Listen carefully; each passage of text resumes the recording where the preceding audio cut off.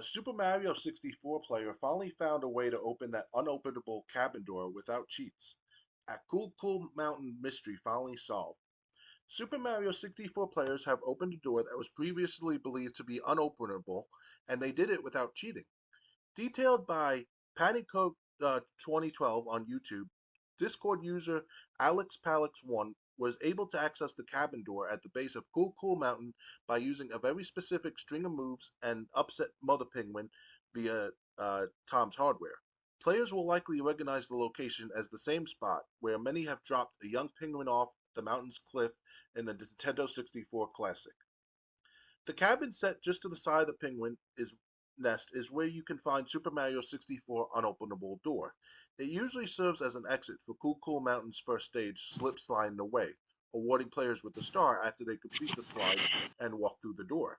However, Mario is unable to walk back through from the outside as this half of the door is uniquely missing a doorknob and is blocked by an invisible wall.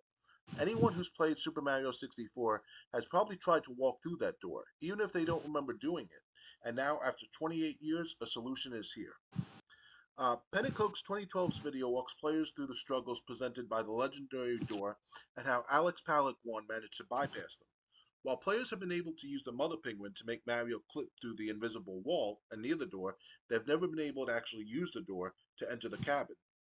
Alex Palak's one's new method still guides the penguin up against the cabin, while backflipping in between the blue bird and the building just as others have done before.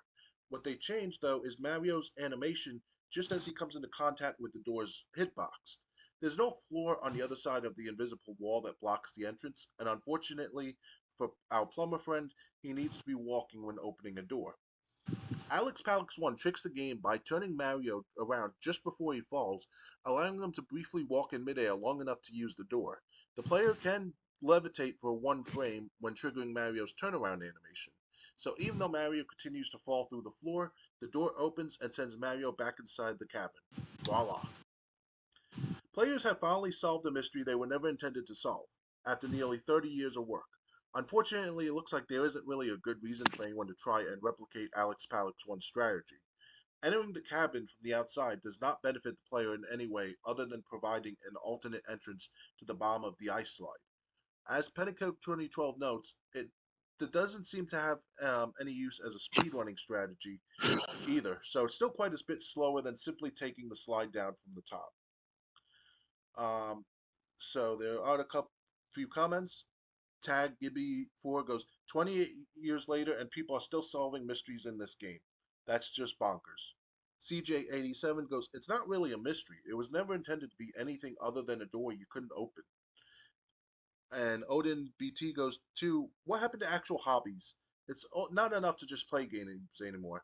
Now we have to scour every inch of a level for some silly bug or glitch for the sole purpose of being able to say, I was the first to do it. I love gaming, but I'll never understand this phenomenon. Yeah, the whole reason I want to talk about this, it's something we would kind of, especially in the old days. Are you familiar with the level that they're talking about in Super Mario 64? Then I refer to that castle where you just enter, of course, for the first time, and there's different like cabins or different like pictures on the wall other than the levels themselves. So, Yeah. I'm familiar with that particular, not the cabin itself where exactly is at, but I have an idea what this player did and it was talked about here. So, and it's been 30 years since the release of this game, so it's like people are still like just looking for more glitches. It's like that Mario game, Super Mario Brothers. Oh, not Super Mario, Super Mario World, where this Yep. one guy or one kid found out the Star Road and said "F you, fuck you" to the on screen, and Yep. the guy recorded it on YouTube. This is like almost 15 years ago. It was uploaded to YouTube. Still there, hopefully still there. And he still was pissed off. He was like, "What is this about Nintendo? Why you tell my kid fuck you?" I mean, it's like it was something like that. So I'm sure the developers must have hit some kind of glitches in the game for sake of like Easter egg hunting, you want to call it like that. Right. But nothing like what that kid experienced back decades ago. So it's anything's possible in games these days. How I mentioned in a previous podcast or so, not too many podcast episodes ago, about how to make a Wario naked in one of those racing Oh yeah, games, whatever. you So gotta it's bring kind of that up like, again. yeah, I'm sorry, but that was disturbing. Of mention how they talked about it in that channel that's sponsored by other YouTubers. Rocketplier, as one example, talked about certain.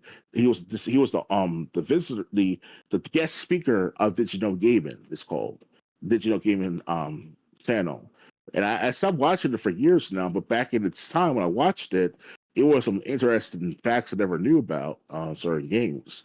So it's all about experimentation, um, consistency, and patience when it comes to doing these things. So it's let's see what happens for the next 20 more years for other games, other especially Mario games like that of like Mario Galaxy or perhaps Paper Mario. We never know 20, 30, 40, hell even 50 years down the line someone could find out something different other than the game itself.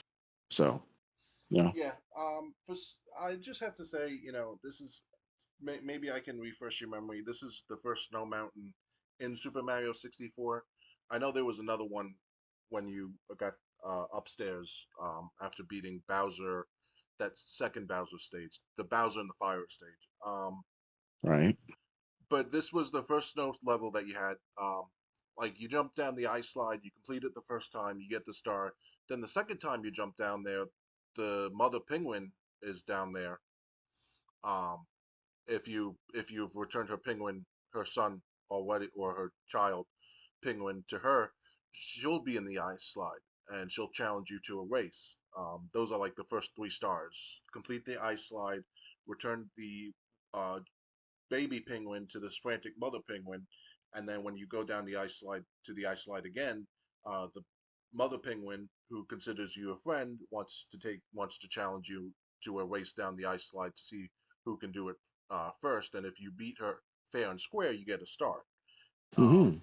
if you don't beat her fair and square, or you use the shortcut, she'll know you used the shortcut, and she'll be like, "Come back when you want to race fair this time." That's like the first three stars in this snow level. And Okay. but the thing is, like, you could go through one of the walls that was set up, and that was like a little. It was basically to cut like half the ice slide. And what was annoying about racing this penguin that was your friend is like the penguin would try to force you into that into taking that shortcut by trying to slam you into that wall. Oh Um, wow. so it's almost, yeah. So it's some there were times like I took that shortcut and I didn't mean to, just because during that race.